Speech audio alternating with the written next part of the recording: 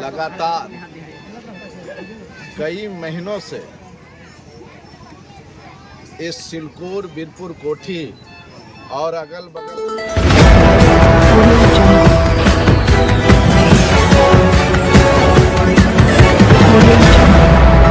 ग्रामीणों के द्वारा अथक प्रयास से और यज्ञ कमेटी के महत्वपूर्ण योगदान से भगवान बाबा और किशोर बाबा के नेतृत्व में श्री 108 श्री विष्णु महायज्ञ बीरपुर कोठी में आज कलश स्थापना के साथ महावीर झंडा उत्सव समारोह के साथ आज से लगातार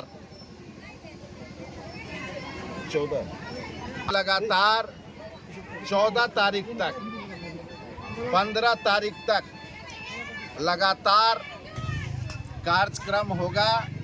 जिसमें पूरे विश्व के शांति के लिए इन तमाम इलाके के लोगों में एक नई ऊर्जा, एक नई संरचना पैदा हो। इसके लिए सभी जाति वर्ग धर्म से ऊपर उठकर सभी भेदभाव भुलाकर सभी लोगों ने काफ़ी मेहनत करके इस यज्ञ का प्रारंभ किया गया है और आज कलश स्थापना के साथ यज्ञ प्रारंभ हो गया और लगातार जो 15 तारीख तक जो इस यज्ञ का आयोजन है, इसमें महावीर झंडा प्रमुख रूप से इनका जो भगवान हनुमान का जो प्रतीक है महावीर झंडा,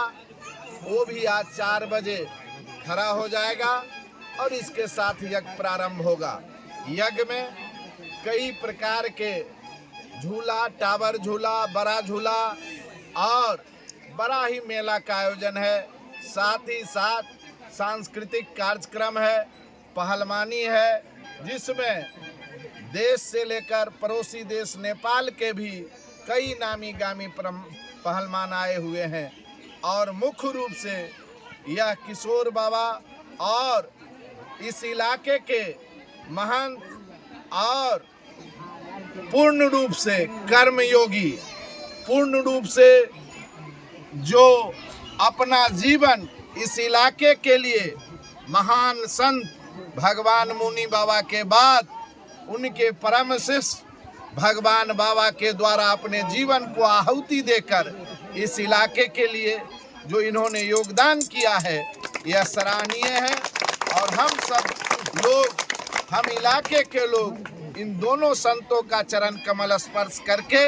और इस महावीर झंडा उत्सव के तमाम कमेटी, तमाम मेंबर, तमाम लोग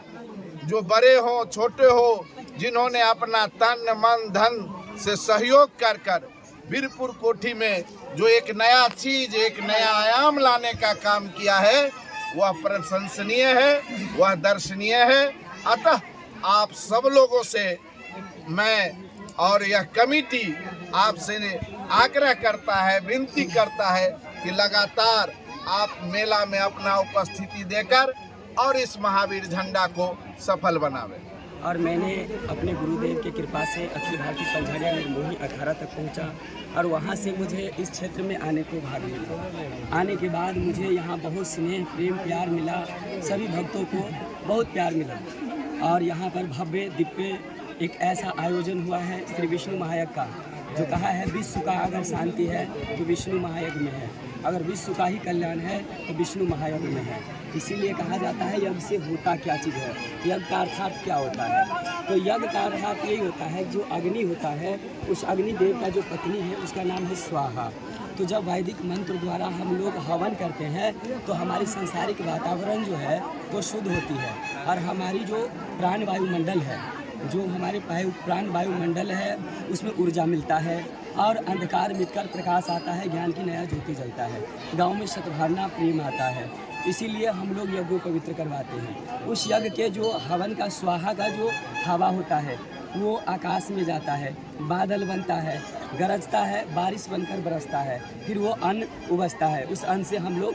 भोजन पाते हैं और जीवन को सार्थक समझते हैं। और इसीलिए कहता है जैसा खाओगे अन्न वैसा होगा मन, जैसा पिएगा पानी वैसा होगा वाणी, जैसा करोगे गुरु वैसा होगा ज्ञान। इसलिए मैं पूरा भारतवासियों से और विश्व परिवार से यही कहेंगे कि स्वतंत्र चाहते हो तो अपना कर्म करो और अपने सनातन धर्म के लिए सदा के लिए अपना जीवन अर्पण करो और अपने से बड़े को आदर सम्मान करो, अपने माता पिता को सेवा संस्कार करो और उनके आज्ञाकारी बनो और अपने गुरुजनों को संत जनों को आदर सत्कार करे, सेवा करे और नौजवान के लिए नया उमंग लाए और देश की तरक्की करे।